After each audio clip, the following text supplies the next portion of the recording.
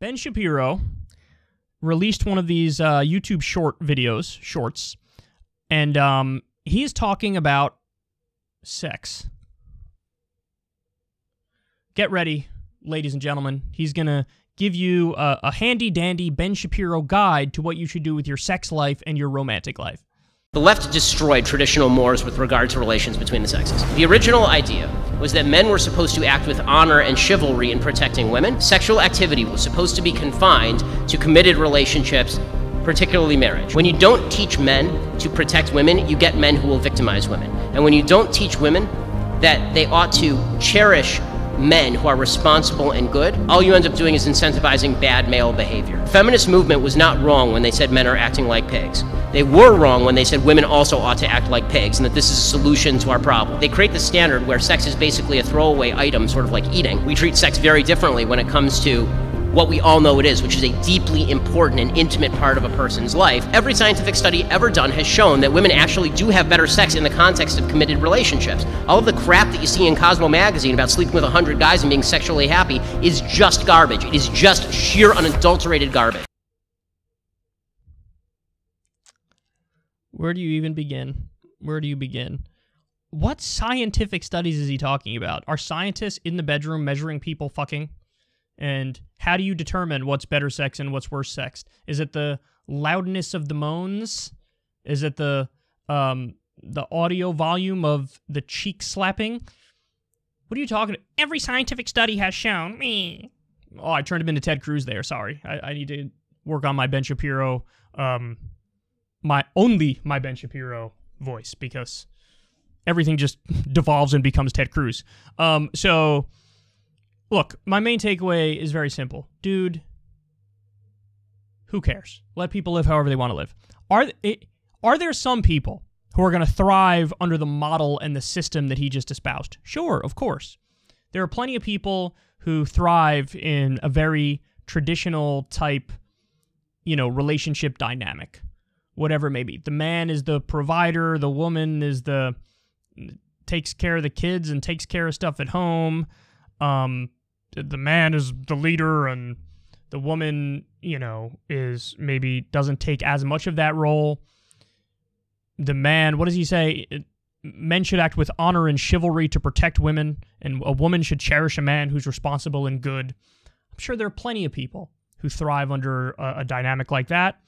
But Ben, there's also people who don't. There's also plenty of relationships where maybe the woman is more of the leader and more of the decision maker, and the man isn't, but the man's okay with that and he likes that, and the woman's okay with her role and she likes her role. That's definitely a thing. There's some people who are single and they are genuinely happier when they're single, and they don't need your finger-wagging judgment, dude. They don't need you telling them how to live their lives.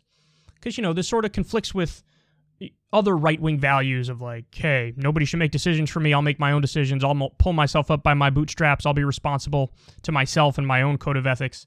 The individualism ethos.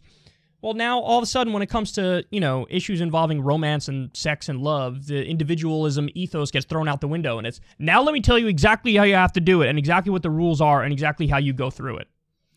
I mean, he says men are acting like pigs. The feminists were right about that, but feminists are wrong when they said women ought to also act like pigs. What does that mean? Are there some men who act like pigs? Yes. Do all of them? No. What's the percentage breakdown? I don't know, because that hasn't been measured, and that's not a serious thing that anybody who follows this stuff empirically talks about. Now, they say women ought to act like pigs. Really? Is that what feminists say, Ben? That women ought to act like pigs? That's what they say? I think you're saying that's what they say, and I think you're effectively strawmanning whatever it is their argument actually is.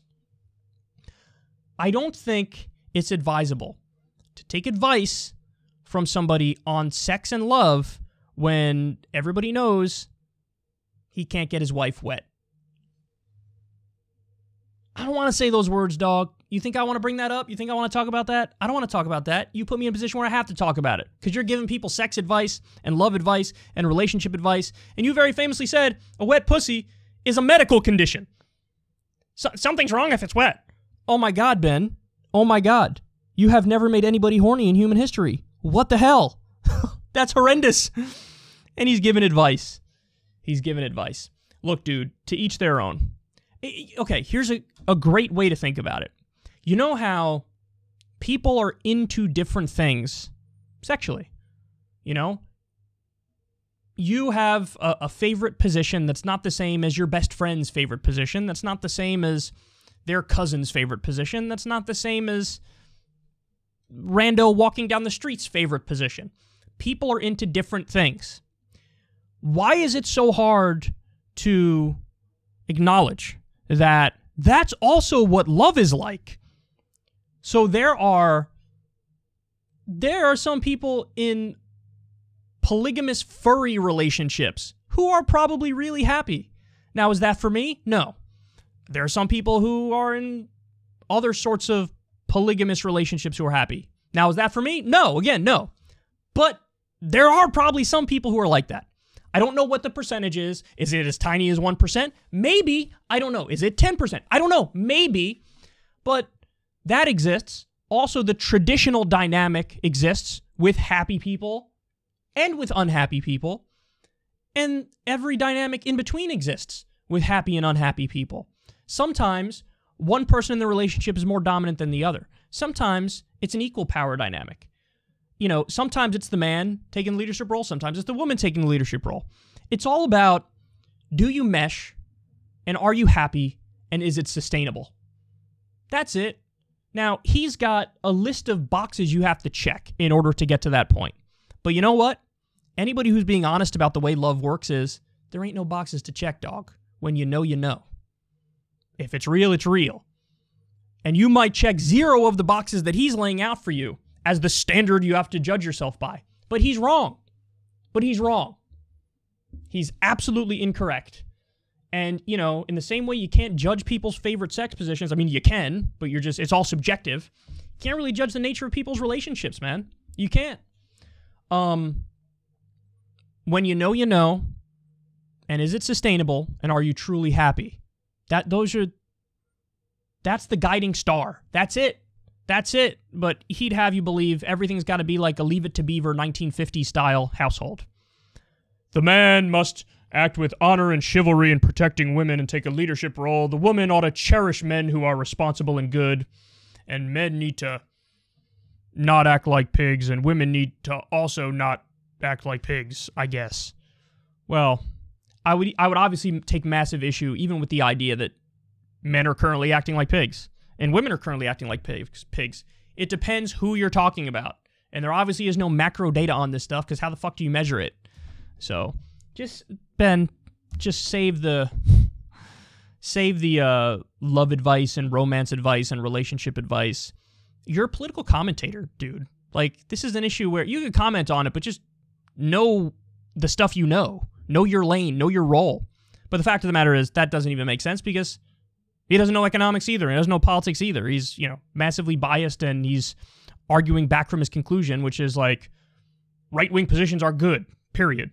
So he's not even good at that, but you get what I'm saying. This is sort of out of his normal lane for a reason. Imagine being the type of person who wants to take love advice, relationship advice, sex advice from Ben Shapiro. That's not going to go well.